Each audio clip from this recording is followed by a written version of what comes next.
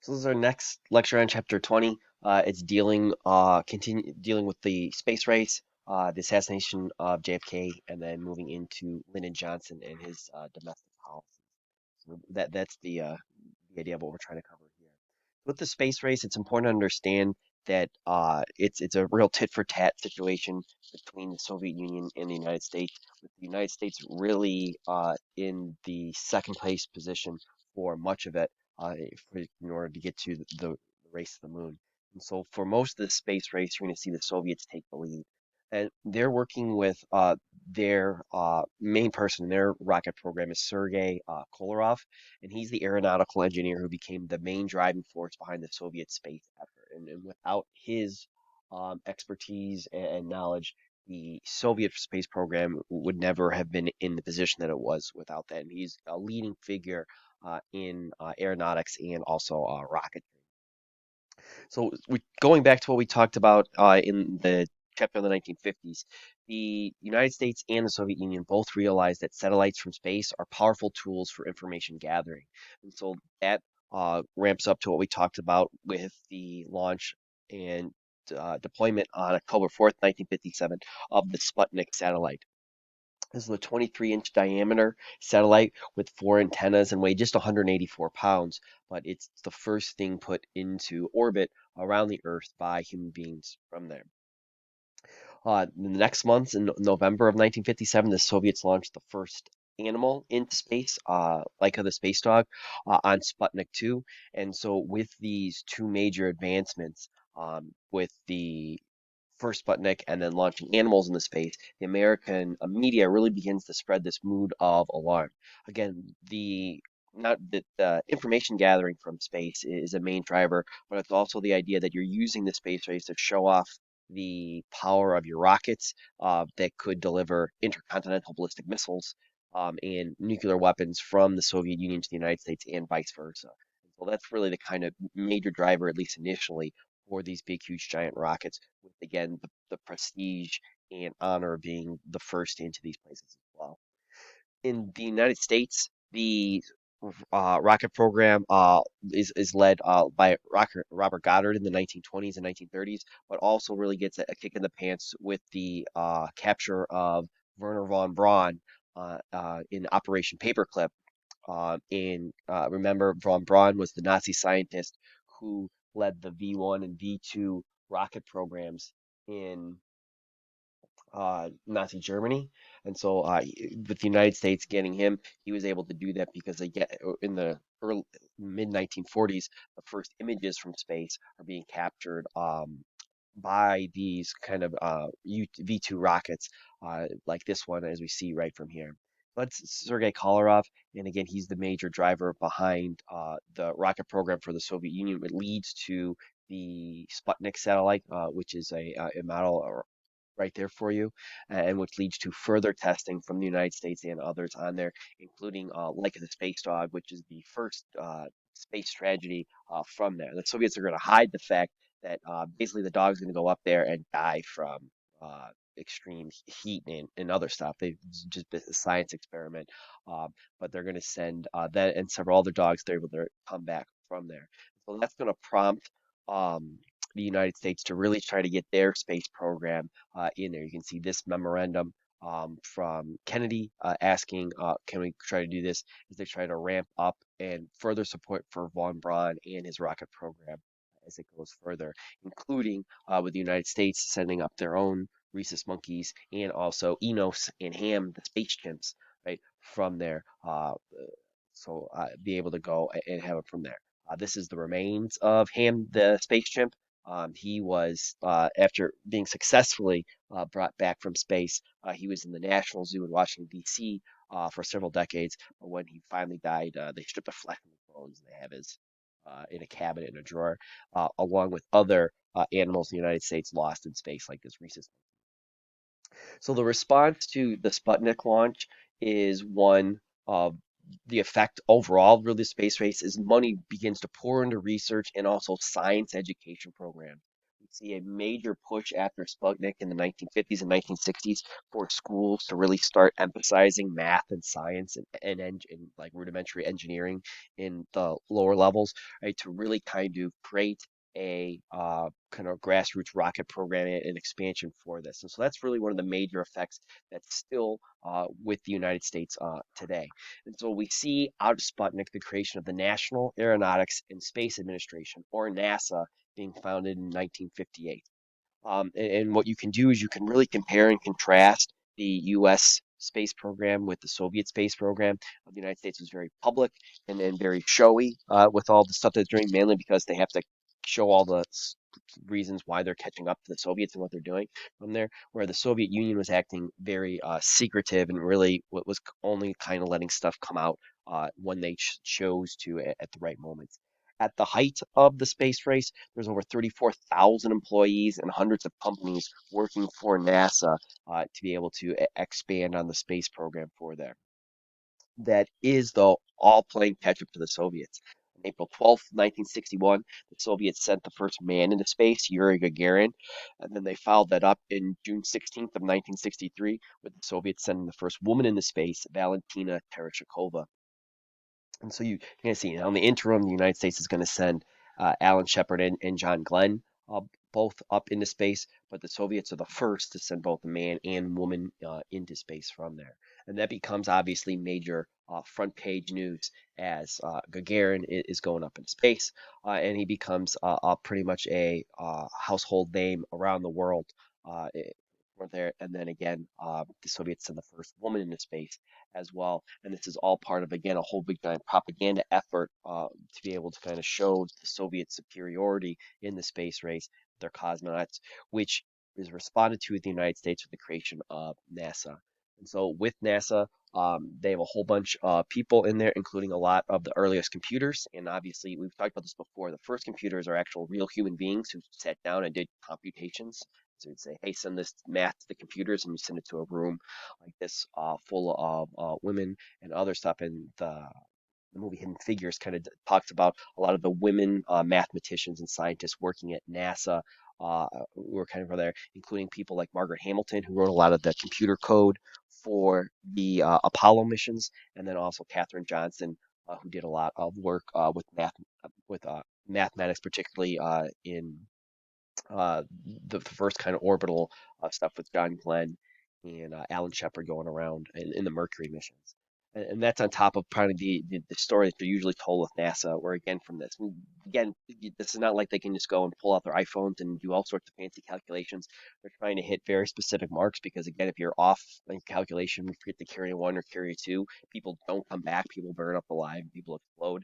And so it's important consideration that a lot of this stuff is done um, with a lot of stuff. Like the pretty famous thing is that there's more computer power in those Hallmark cards that you open them up and play a funny jingle than there was on the like Apollo moon lander. And there's even stuff where the latest iPhone charger, the part that you plug into the wall, has more computing power in that than um, what they were landing people on the moon with and stuff from there. So just something to consideration to see how far we've come in the 50 years since that. So the Gagarin fight really is the main motivator, and that's going to prompt Kennedy to issue a strategic plan in order to go to the moon. And he begins to go and say, why this? Why are they choosing to? Why the moon? Because this will lead to immense prestige for the United States, and it'll lead to and it becomes a necessary victory in the Cold War for the United States for there. So on May 25th, 1961, Kennedy goes before Congress and says the United States will land a man on the moon before the end of the decade in a pretty famous speech and a kind of call to action for this. From this speech, Congress increases NASA's budget 5 times over, and the moon missions will end up costing 5 times the amount of the Manhattan Project. And so, easy math here. If the Manhattan Project cost $2 billion, talk about $10 billion being spent on this race to get men to the moon. So this is Kennedy in front of Congress, and we'll listen to a selection of a speech that he makes to them. Congress, above and beyond the increases I had earlier requested for space activities, to provide the funds which are needed to meet the following national goals. First, I believe that this nation should commit itself to achieving the goal before this decade is out of landing a man on the moon and returning him safely to the earth. No single space project in this period will be more impressive to mankind or more important for the long-range exploration of space, and none will be so difficult or expensive to accomplish. In conclusion, let me emphasize one point. It is not a pleasure for any president of the United States, as I'm sure it was not a pleasure for my predecessor, to come before the Congress and ask for new appropriations which place burdens on our people. I came to this conclusion with some reluctance. But in my judgment, this is a most serious time in the life of our country and in the life of freedom around the globe.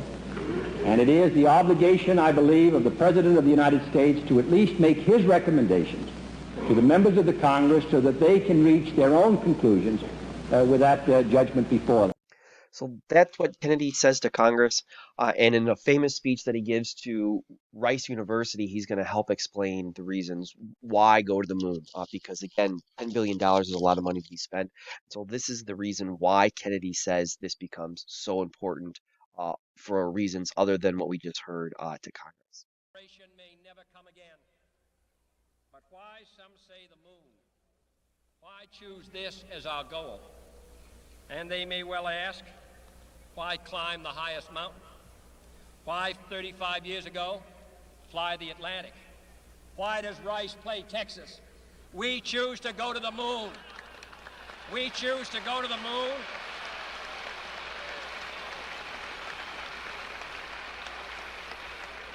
We choose to go to the moon in this decade and do the other things, not because they are easy, but because they are hard. Because that goal will serve to organize and measure the best of our energies and skills. Because that challenge is one that we're willing to accept, one we are unwilling to postpone, and one we intend to win, and the others too. So that's the speech Kennedy, that's the pitch Kennedy's making to the American people for why he wants to spend the American taxpayer dollars on that. And we see this kind of big kind of push for the moon, and you see this kind of move throughout popular culture from this. And so what happens, we begin to train the astronauts for going to the moon, be able to first get astronauts into space, have them orbit around the Earth, be returned safely back to Earth, and then start to be able to practice for the moon missions coming up in reduced and in zero gravity situations, to be able to produce them as close to possible on Earth as possible. So the race to the moon kind of starts from there. In May of 1961, Alan Shepard becomes the first American in space. The Soviets are the first to achieve a spacewalk to be able to go out into leave the confines of a space ship and walk around from there. But importantly, Sergei Kolarov is going to die in 1966, and this is going to really put a damper and really be a fundamental problem for the Soviets in their space program. This really gives the Americans the edge that they were needed to be able to succeed further. In 1967, the Soviet Soyuz spacecraft crashes a reentry, causing the first casualty, human casualty in space. In January of 1967, 3 Americans are killed in a fire in the Apollo 1 capsule on the launch pad. They're basically cooked alive from there, and that leads to a real major evaluation of the space program, of the risks, and all the stuff from there, because it's a pretty scary moment for not only the astronauts in the program themselves, but for America. In October of 1968, the first manned Apollo mission was put in orbit around the moon by the United States. And on December 24th, Americans are first to orbit the moon. They send back photos of the moon, send back photos of the Earth from the moon. This is the famous Earthrise photo that, as we talk about in coming chapters, is going to be a major driver for the environmental movement from there. And that's from the Apollo 8 mission. It all culminates on July 20th, 1969 at 4:18 p.m. Eastern Standard Time when Neil Armstrong is able to walk down the lander and takes the first step on the moon 6.5 hours later from there. And so that's the famous one small step for man, one giant leap for mankind from there. And Neil Armstrong then becomes the first man to walk on the moon, and that's kind of a big deal. So, is you, we can kind of show you the difference between the Earth and the Moon. It's pretty big. So it's not something that is easily understand. If you take the average distance between the Earth and the Moon, you can fit all the planets in there snugly in the solar system with about nearly 5,000 miles to spare. So it's a pretty complicated thing to do. With the also idea, remember that they're both moving at the same time, and there's a lot of stuff from there. So, Alan Shepard and John Glenn become the first Americans not only into space but also to orbit from there in the Mercury programs. From the Mercury space program, they graduate to the Gemini programs to be able to start walking out of space and then be able to dock spaceships in orbit. And then that leads to the Apollo programs that come out from there that kind of go and take that a step further. Apollo 8 comes back with this famous picture coming around the dark side of the moon, taking the picture of the Earth kind of situated in the blackness of space. And again, this becomes a major driver for the environmental movement. And we'll talk about more of that in coming lectures. The big mission is the Apollo 11 mission that takes off in July of 1969, taking off into space. From there, you can see it being launched into space and going down there, culminating with Neil Armstrong taking his famous first steps on the moon. And we'll watch a clip of that right here. Okay. At the foot of the ladder, the LEM footbeds are only depressed in the surface about 1 or 2 inches, although the surface appears to be very, very fine-grained as you get close to it. It's almost like a powder. Ground mass is very fine.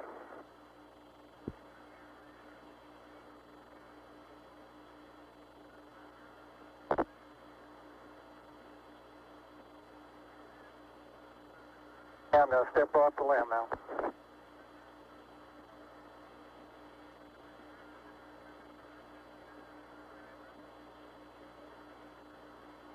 That's one small step for man, one giant leap for mankind. So this is actually Buzz Aldrin coming down the ladder there. Neil Armstrong's taking the pictures of him. But again, that was Neil Armstrong in the video. And again, we always get the question of, well, the moon landing's fake, Mr. Kramer. Well, I just showed you that it's not, and you're a jerk if you think it is. But again, you can kind of go and see they had cameras attached to the outside of the lander as well to be able to capture all the different stuff from there. And again, that leads to a lot of famous pictures. There's Buzz Aldrin on the moon right there, and then that's also Buzz Aldrin saluting the American flag that they brought to kind of stamp the American space programs literally on the face of the moon.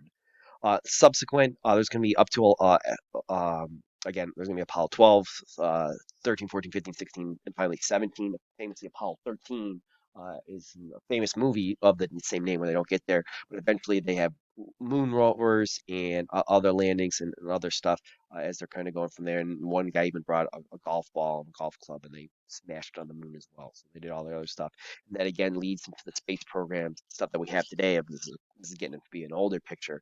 You see all the different satellites and all the different things that are orbiting around the Earth from there. So moving back to more earthly concerns is by the time we get to 1963, John F. Kennedy's working to combat poverty and discrimination throughout the America, and he is beginning in November of 1963 to make preparations for his 1964 presidential campaign. So he, in November of 1963, is in Dallas, Texas, to make a speech in order to begin launching his campaign to be re-elected as the president of the United States. Now he's in Texas because the South isn't really happy with him, so he's trying to kind of rebuild this stuff from there. It's in Dallas, Texas, that on November 22nd, 1963, Lee Harvey Oswald shoots John F. Kennedy from the Texas School Book Depository overlooking downtown Dallas. Basically, he's going to fire a couple of shots. The major one is going to explode the back of John F. Kennedy's skull, which is basically he's dead on arrival from there. Um, as you can imagine, as you probably know, Harvey Oswald is going to be captured by police several hours later.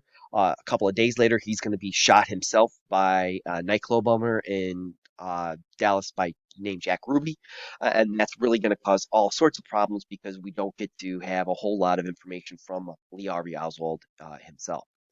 The new vice president, Lyndon Johnson, immediately upon one of his first acts that he does upon taking over as president, uh, goes and creates a congressional bipartisan commission led by the former Supreme Court Justice Earl Warren, and that's called the Warren Commission. And its job was to investigate the entire JFK assassination in best detail as they possibly could. Uh, the main reason for that is Johnson wanted to rule out Soviet intervention. He wanted to make it very clearly and surely, which the Soviets had assured him, that this was not a political act that both the United States and the Soviet Union have been doing to either side from there, and he's trying to do that. So the Warren Commission is going to come back in 9 months, and their investigation is going to conclude that Lee Harvey Oswald acted alone, and that becomes the matter of record for the JFK assassination.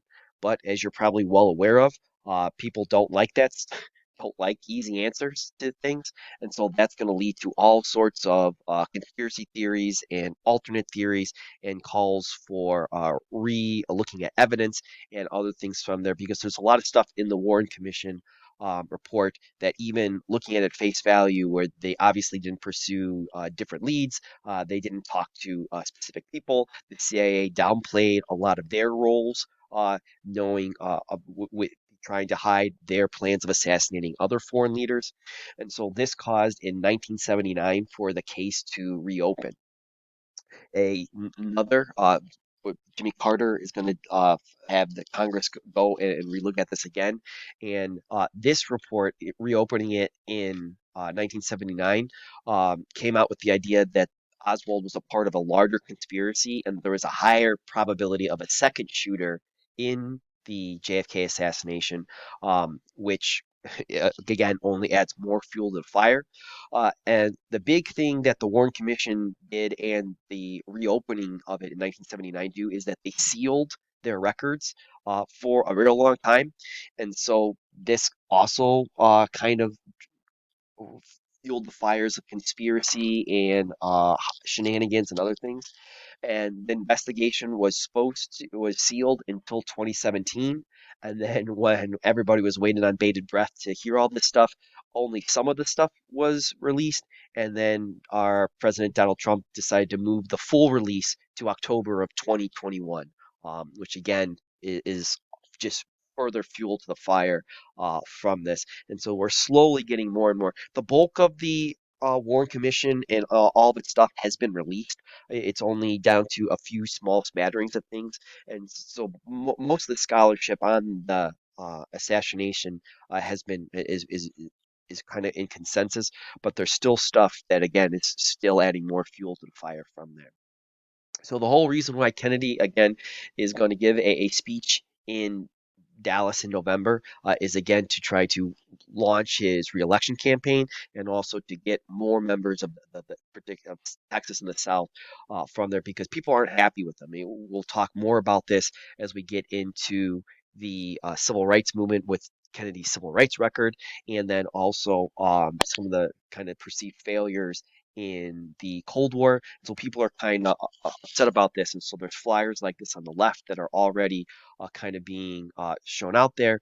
His path is published several before the assassination, which gives people like Oswald the ability to plan this out. So as Kennedy is rounding the into Dealey Plaza from the Texas School Book Depository with the rifle is what Lee Harvey Oswald's going to do. And so the X in the ground, which you can still see there today as he passed the famous grassy knoll as he's rounding there, this is the last kind of photograph of Kennedy alive as he's going to be shot from the school book depository. And then as they come out underneath here, the dead president is already in there. And we're going to watch film of the assassination. This is the uh, from a guy named Abraham Zapruder, who took kind of 16 millimeter film of this, and this is the cleaned up version is what we're going to see that kind of stabilizes it, put it in a little more perspective. So there's not going to be any sound of this. So this is the Zapruder film, and then what this person's done is they've kind of taken away some of the shakiness and they've smoothed it out there. So that's Kennedy coming around from there. That's the first shot that's been fired. This the second shot from there, and that's going to be the one that does that. That's going to be one of the famous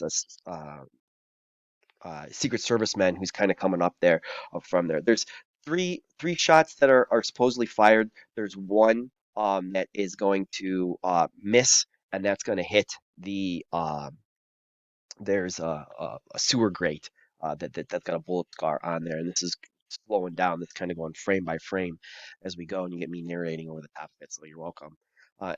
So it's going to come from there. So he's gonna there comes the campaign from there. So if you go break it down, and we do a much better job in the classroom of kind of showing us from there, is that there's going from there as he's passing right here. This is when the second or third shot is fired. You can already see his hands are going up to him. This bullet has passed through him. It's hit the Texas governor from there. Jackie's going over to him. This is a fatal shot as it is, and then the other shot will then come and hit him in the back of the head, and that's the fatal shot. Jackie Kennedy is now covered in his head. She's going to go reach back for parts of his skull in the back there, and then the motorcade driver is finally going to figure out what's going on, and he's going to take off away to hurry them to the hospital, of which there's not any chance of saving him at that point. So this is again, you have multiple different angles from this because it's the President of the United States going from there, and so this is a different angle. Abraham Zapruder's back over here, and this is kind of looking from the other side. And this is again, the bullet has come and has gone through the back of Kennedy's kind of neck and throat, and so that's kind of when he hunches over from there, and then we have the other one. And so with the 20 recently with the 65th anniversary of the assassination, they had these 3D composites made up of the bullets, and you kind of see the fragments that they were able to pull out of Kennedy of the two bullets in the parts that broke off that did the damage from there. That's his bloody shirt that was taken and operated on from there. That's Jackie being led out of the hospital, and she refused to leave Dallas that day without taking his body back to Washington from there. Lee Harvey Oswald is going to be the one that they go and arrest for this. They find him hiding in a theater, and so they go on to do that. But again, we don't get a whole lot of information about Oswald because Jack Ruby, a nightclub owner, is going to go and shoot as he's being escorted from there, and again on live television, and that's going to be one of the major causes of not being able to find out more about the assassination or what the question of why because of that from there. In her still blood-soaked dress and jacket, Jackie Kennedy stands on Air Force One as Kennedy's vice president, Lyndon Johnson, is then sworn in as president. As you probably can imagine, this is Kennedy being very well liked for the most part by most of the United States is going to cause a lot of widespread grief and panic. His body's going to lie in state. He's going to have a famous funeral train through the streets of Washington, D.C. As his office is being cleaned out, as Johnson then begins to move in. And what Johnson is holding, he's being presented the official report, the Warren Commission, or the Warren Report, as it's most commonly known from there, led by Earl Warren, and then also Gerald Ford, who is a congressman from Michigan, who you'll probably remember is going to become a president in the next decade. So Lyndon Johnson is the vice president of Kennedy. We talked about before. He's sworn in on Air Force One as the new president of the United States from there. Who's Lyndon Johnson? Lyndon Johnson is one of the great political figures, just in terms of, or a better way to say it is great political figures of United States political history. He's an astute politician in the Senate in the 1950s, and he's really made it his life's work. Kind of as a liberal out of Texas to help the poor, get jobs for his state, and to fight for civil rights. He grew up dirt poor in Texas, got his job um, got a job out of college as a teacher, working for and teaching in very low income and stuff from there. So he really wanted to help these people out from there.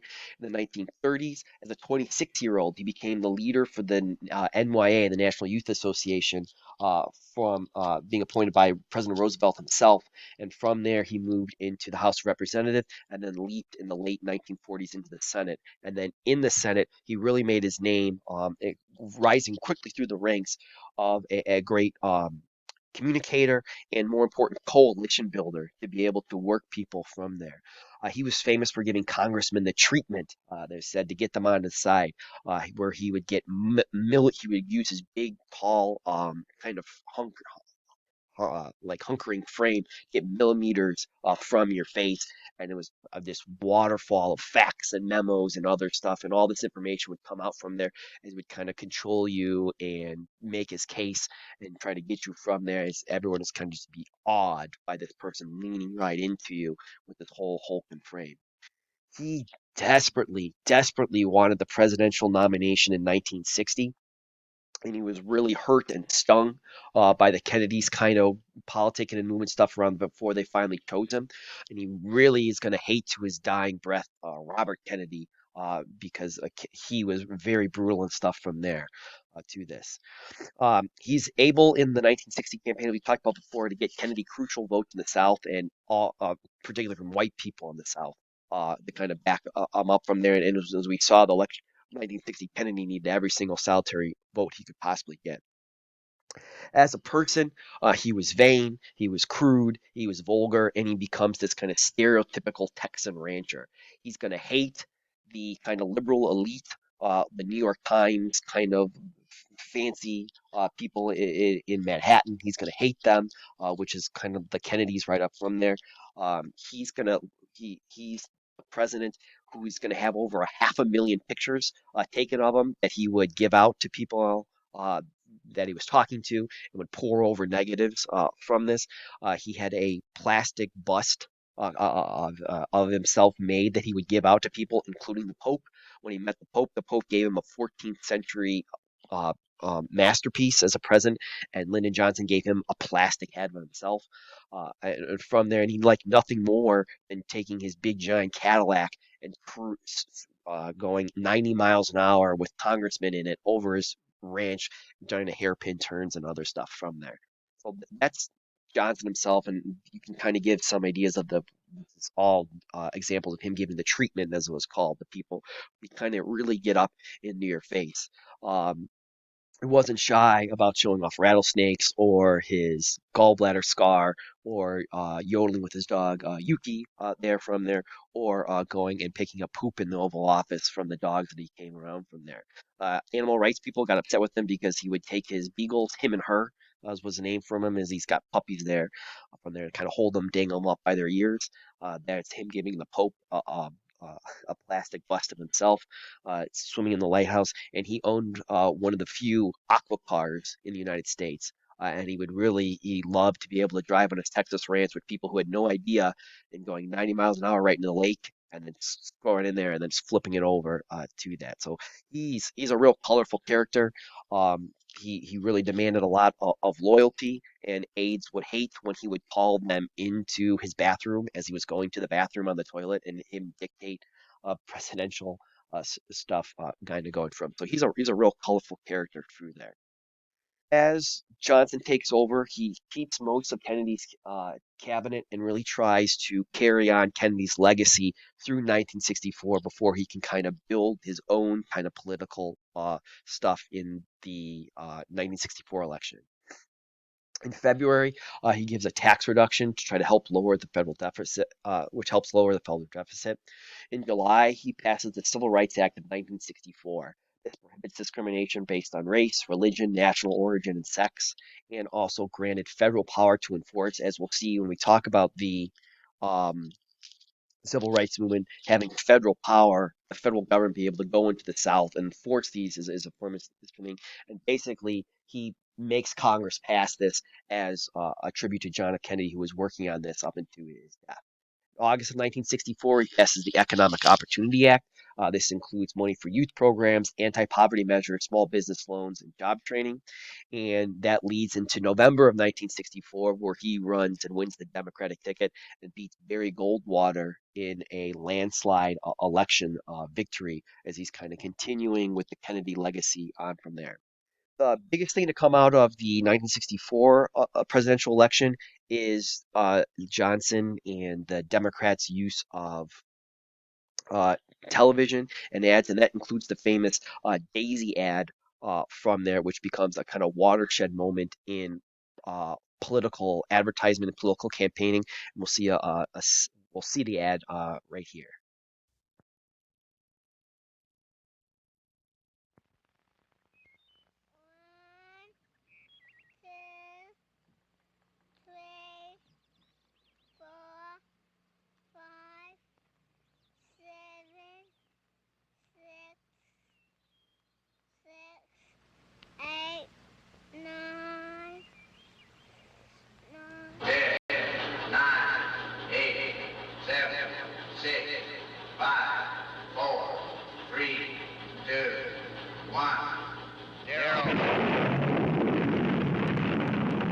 These are the stakes to make a world in which all of God's children can live, or to go into the dark.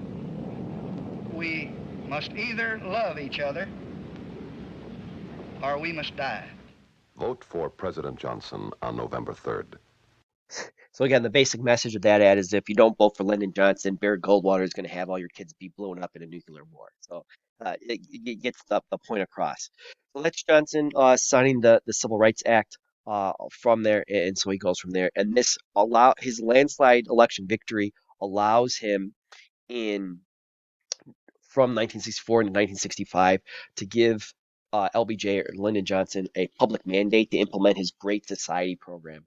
And that becomes his plan to change America. And so this is going to have a major impact on the modern United States from this. So coming out of this, in terms of education, he creates a federal aid package to be able to help out schools across the nation, creates the public broadcast system to be able to provide educational uh, TV shows, particularly aimed at younger children over the airwaves, and also ed, aid for higher education. In healthcare, he passes the Medicare and Medicaid programs to be able to provide for low cost, reduced cost, or no cost um, doctors, doctor visits, and medication for older Americans to be able to help um, with raising medical costs, particularly as people get older and they have the less ability to pay from there. Again, this is a branch off of the Social Security Act that we saw in the 1930s, with the idea that again of taking care of the elderly and end of life care becomes an important part of this. In housing, he creates the Department of Housing and Urban Development (HUD) to be able to again provide uh, better services in inner cities. He passes the Immigration Act of 1965.